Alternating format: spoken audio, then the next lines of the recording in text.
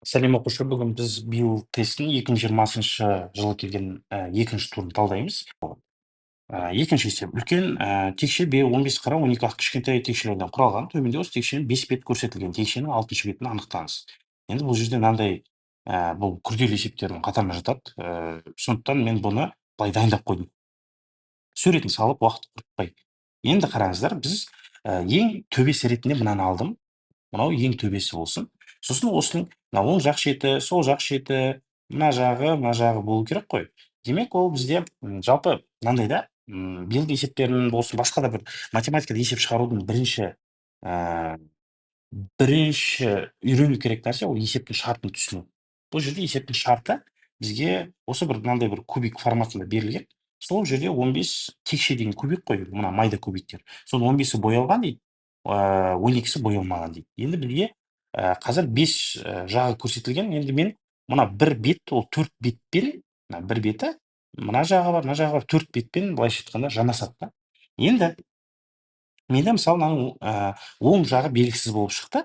Менің жинауым бойынша, менің қарауым бойынша. Енді мынаның қараңыздар, мысалы мынау осымен жанасады, мына бір фигура. Неге? Өйткені қараңыз, мынау екі жағы қара, ортасы ақ. Екі жағы қара, ортасы ақ. Екі жағы қара, ортасы ақ, а мынау уже ең асты. Бұл бізде жанаспайтын беті деп аламыз. Демек, осының менде мына бір фигура, мына бір беті, ол бізде бергі жағы болды. Яғни мына жағы ол бізде мынау болды. Мынау асты болды да, осы жағы. Енді қараңыз, сөйтіп мен 4 жағын дейді салып аламын. Сосын 4 жағын салып алғаннан кейін менде мынау сәйкес келу керек.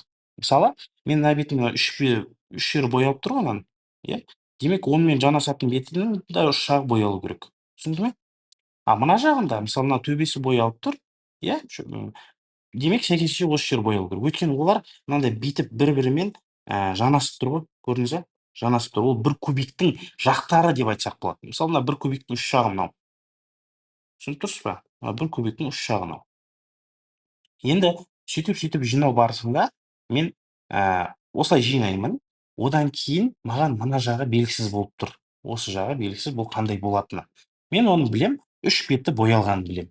Бір үш беті боялған. Демек, мына келетін варианттардың ішінде мынау С келмейді точно. Мынау точно келмейді. Мынау үш беті боялған бар, үш беті боялған бар, үш беті боялған бар. Сосын мына жағынан білем, то, что қарама-қарсы жағында екі беті де боялған. Міне мынау келеді. Мынау келмейді мысалы уже. Көрдіңіз бе? Сонда менде А нұсқасы және Е нұсқасы қалды да. Енді келесі нәрсе, ол бізде санау. 15 қара, 12 ақ қой. Енді 15 қара, 12 ақ санау үшін бүйтемін. Былай бір бетін салып аламын. Сонда мынау төбесі, мынау төбесі, мынау мына жақ шеті, сосын мынау бізге белгісіз шеті. Енді қараңыз, осылай санап шықсам, менде 12 ақ болу керек қой. Мен ақтарды санай салайын. Мысалы, мына жерде мен 5 ақ көріп тұрмын, иә? Одан кейін мына ақты мен санамаймын, өйткені ол осы текшенің бөлігі ол. Мынау мынанікі осымен кіріп кетіп тұр. Сонда бесеу, алтау, жетеу болды. Енді қараңыз, мынаны санап қойдым мен алтау, жетеу деп, өйткені мынаның мына бір кубиктің мына жақ шеті ғой, былайша айтқанда ол. Түсінікті ме? Мына жақ шеті. И получается, бұл жақта көрінбей тұрған қайсысы бар? Бесеу, алтау, жетеу болды. Мынаумен 8 болды. Келісеміз ба? Келісеміз. А мұнда көрінбейтін бар ма дейтін болсақ, жоқ. Көрінбейтін, иә, мынау. Мынаумен жанасып тұрған жоқ. Осымен 8 болды. Енді қараңыз, бізде енді қараймыз, ең астында көрінбейтін, ешқайсымен жанаспайтын, бізде қайсысы бар? Мынау тура ортасы бар де. Ол ортасы ақ па, қара ма? Ол қара болып тұр. Демек, оны аққа қосып санамаймын. Мынау жаңа менде неше болды? Бесеу, жетеу, 8 болды. Одан кейін менде 12 шығу керек. Дұрыс па? Сосын қараңыздар, мына жақ беті, мына жақ беті болып кетті. Так, енді астына байланысты айтатын болсақ, тік. Мына ар жақ бұрышында бар ма бізде? Ар жақ, мынаны санадық қой жаңа, осымен 9. Осыны санамай кетіпті, мынау көрінбей тұр. То есть мынаның, мынау мысалы біз 3-ші этаж десек, осының 1-ші этажы. Түсінікті ме? Яғни ол мынау болатын болса, осының астында. Сонымен 9 болды. Қараңыз енді 10, 11, 12. Яғни үшеуі де ақ болу керек. А мына екі жағдайда бізде бұл үшеуі де ақ емес, бір бірінде мынау қара болып тұр. Мынау демек келмейді, а мынау үшеуі ақ келіп тұр. Яғни үшінші бізде жаңағыдай екі ұқсас нұсқа шығып қалды ғой. Соның ішінен таңдау барысында біз санадық, мәжбүр санадық. Есептің шартында да сол санауды сол үшін берген. Биллдің ништан басты ерекшелігі ол жерде логикалық есептер өте көп кездеседі. Біз бұрынғы тесттердің анализ жасай отырып байқағанымыз 70-80% логикалық есептер екен. Енді сол есептер бойынша біз 20-дан аса тақырып құрастырдық. Сол тақырыптар бойынша арнайы видео курс дайындадық. Сабақтардың ұзақтығы 10-12 минут және соған байланысты тест тапсырмалары беріледі. Оны алу үшін төмендегі номерге жаза кетіңіз. Біз сіздерге жеңілдікпен ұсынамыз. Төменде көрсетілген суреттерде ақ және қара шаршылардан құралған фигуралар бар. Әр келесі фигурада жолдар мен бағандар саны алдыңғы фигурадан 2-ге көп. Жетінші фигурада қанша қара шаршы болады. Енді бұл жерде мысалы мұнда бір қара, мұнда 5 қара бар, 4 ақ бар, дұрыс па? Мұнда ше 1, 2, 3, 5, 10, 13. 13 қара бар, а барлығы 25 қой. Демек 12 ақ бар. Не заңдылық байқап тұр? Қаралардың саны ақтардың санынан 1-ге көп екен. Және мыналарда бір шаршы ретінде алсақ болады бүйтіп ше. Мынау 3-ке 3, мынау 9 барлығы. Мына жерде барлығы 25, 25-тің 13 қара, 12 ақ деген. Демек, төртінші фигурада бізде уже 2-ке артып жатыр ғой. Ол 7-нің квадраты болады. Сонда 49, 49-ның 25-і ақ, 25 қара, 24 ақ деген сияқты. Бірақ бізге 7-ші керек. Яғни бізде бүйтіп жазып аламыз шатаспас үшін. Төртінші фигурамыз 49, 5-ші фигурамызда 9-ның квадраты 81, 6-шы фигурада 11-дің квадраты 121, 7-ші фигурада 13-дің квадраты 169. Енді 169-дың ішінде бізде қаралардың саны не болу керек? Ақтардан 1-ге көп болу керек. Демек, бүйтеміз. 169-дан 1-ді алып тастай салайын, көбін. 168 болады ғой, 2-ге бөлем. 168-ді 2-ге бөлсем, бұл ақтардың саны 84. 84 ақ, 85 қара бар ғой. Сонда жауабы бізде қараны сұрап отыр. Енді 15 сантиметр болатын қағаздың кішкентай түрпіш қиып алынды. Қиғаннан кейін қағаздың периметрі 82 сантиметр. Қиғанға дейінгі қағаздың ұзындығын шектейді. Яғни мынаны сұрап жатыр ғой бізден. Енді балалар осындай кезде периметрін сұраса, біз мынаны бүйтіп сызып алайықшы. Периметр деген қай жері ол деп ше. Осылай сызып алайық. Енді осы жолдың ұзындығы ғой периметр деген негізінде. Яғни осы қабырғалардың несі қосындысы. Өйткені бізге андай бір түрлі фигуралар берілетін кезде ортасы төтесінен өтетін жолдар болады. Ортасынан өтіп кететін. Олар периметрін жаппайды. Енді 82 неге тең? Соны жазып шығайын. 7 деймін. Мынау x қой, белгісіз. Қосу x деймін. Қосу неше? 15. Яғни бүйтіп келе жатырмын бүйтіп. Түсінікті? Так, жүріп келе жатырмын ғой, короче. Қосу 13 деймін. Қосу 3 деймін. Қосу 8 деймін. Мен мына жерге тоқтап қалдым. Енді маған мынау қызық. Мынау қанша мынау? Мынау қанша деген сұрақ туындайды. Енді қараңыз. Мынаның барлығы 15. Анау мына жағы 7, мына жағы 3. Енді ортасы қанша болады мына жер? Сәйкесінше 5 болады, иә?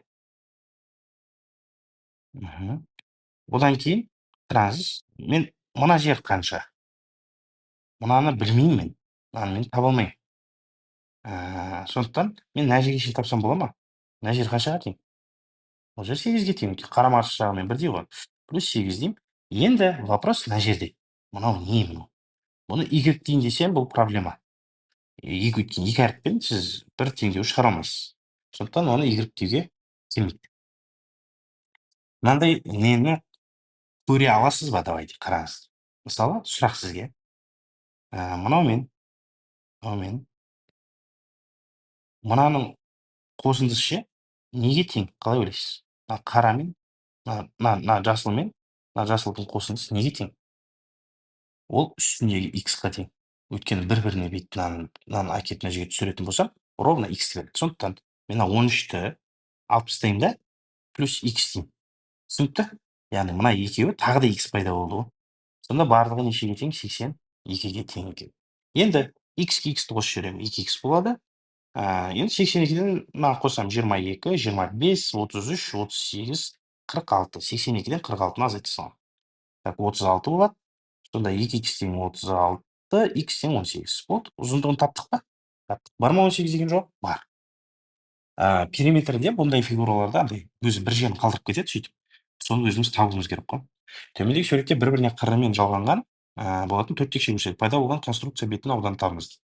Енді қараңыз, бұның аудан бірінші пайда болған конструкция бізде бір түрлі фигура ол ше. Мысалы, сіз мынандай тік төртбұрыштың ауданын таба аласыз, иә? Даже мынандайды да таба алатын шығарсыз да. Бірақ мынандай фигуралардың аудандарын табу үшін біз бірінші қарау керекпіз. Бұл неше, бұл конструкцияның аудан деген мынандай ғой.